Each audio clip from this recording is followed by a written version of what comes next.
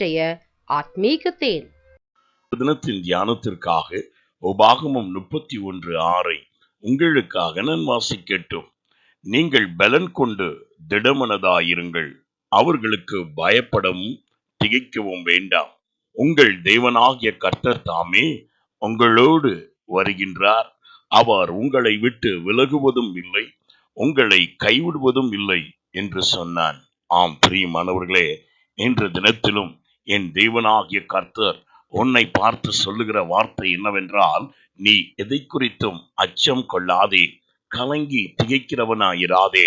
இதோ அவருக்குள் சகல ஞானமும் அறிவும் பொக்கிஷமாய் அடங்கி இருக்கின்றது.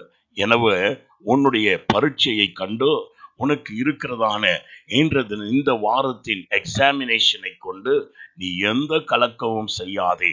என் தேவனாகிய கர்த்தர் அவர் உன்னோடு இருக்கிறார். அவரே சகல ஞானத்தின் ஊற்றாய் இருக்கிறார். உன் தொழிலிலே பலவிதமான காம்படிஷன் காணப்படலாம்.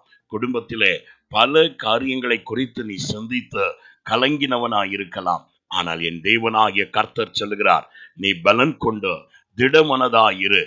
எந்த சூழ்நிலைகளையும் கண்டு, உன் ஏழாமையை கண்டு நீ பயப்படாதே.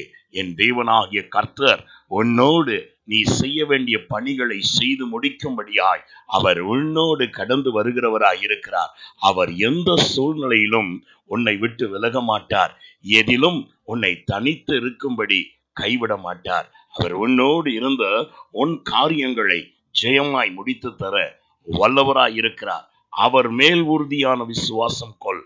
நான் உங்களுக்காய் ஜெபிக்கட்டும். எங்களை அதிகமாய் நேசிக்கும் அன்புள்ள பிதாவே, நீர் எப்பொழுதும் எங்களோடு இருக்கின்ற இம்மானுவேலனாய் இருக்கிறபடியால் உம்மை நன்றியோடு துதிக்கிறோம், ஸ்தோத்திரிக்கிறோம். இதோ இன்று தினத்திலும் எங்கள் தேவனாகிய கர்த்தாவே, நீர் உரைத்தது போல உம்முடைய பிள்ளைகளை தைரியப்படுத்தி அவர்கள் காரியங்கள் ஒவ்வொன்றையும் வெற்றிகரமாய் நடத்தி தருவீராக. அவர்கள் உம்மை நம்பி உம்மை சார்ந்து இருக்கிறபடியாலே இந்த நாளிலும் அவர்கள் செய்கிற ஒவ்வொரு காரியங்களிலும் ஜெயத்தையும் நன்மையையும் கட்டளையிடுவீராக. இயேசுவின் நாமத்தில் பிதாவே, ஆமென். God bless you.